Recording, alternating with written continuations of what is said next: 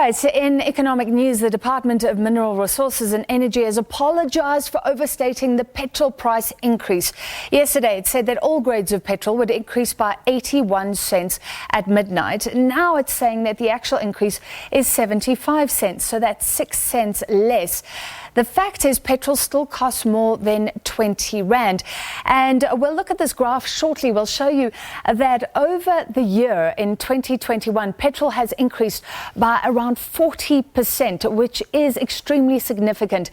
But first, let's check in with the CEO of the Fuel Retailers Association. That's Reggie Sibiya on the line. Mr. Sibiya, quick reaction to this blunder. What does it mean for retailers, and does anyone have to be refunded? Thank you, Francis. Firstly, let me just state that FRA welcomes the adjustment to fuel pump prices as it provides some form of relief to our motorists. And also FRA believes that, price calculations should be beyond reproach. So FRA agrees with the DMRE that on spotting the error on the calculations, they make a move by revising the price of fuel. So that is an honorable thing to do. So what about the people who filled up at the higher price? Does that put the retailers in any sort of position? Refunds, do refunds have to be given? Well, that comes to my next point, Francis, which says, this is governed by price regulations. So if you think about it, look at the previous price regulations and the adjustments, is that we would normally get the gazetted price regulations on a Friday before the implementation the next Wednesday. And there was a reason for that. It is because it doesn't just take the touch of a button to change the pricing on the systems at site level. It requires a lot of effort and energy to do that. So retailers need ample time to be able to adjust these prices and also make sure that from their side, the systems have been checked, they've been quality assured to ensure that they actually perform the price communication properly. So that is the first point. So with this adjustment, as much as we agree with it, we believe that the timing was too short for implementation.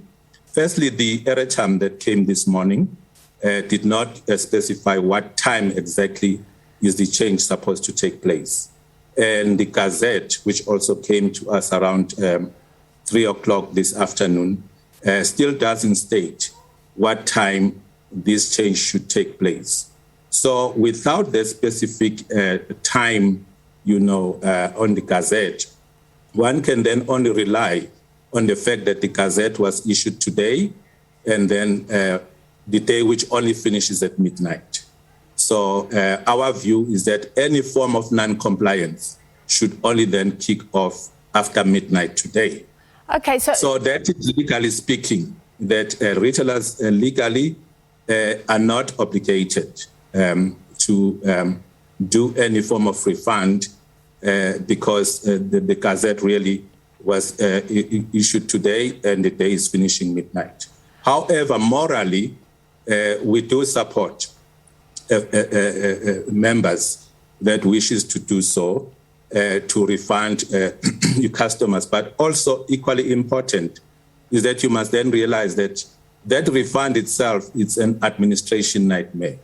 It really going to attract additional burden and resources, and one needs to also quantify exactly how much does 6 cents translate to the liters that have been pumped. But morally speaking, we do support that motorists should be refunded. All right, thank you. We have to stop it there. CEO of the Fuel Retailers Association, Reggie Sibiya, basically saying that legally the higher price could be charged today, but the retailers will do what they can, but it's not their fault.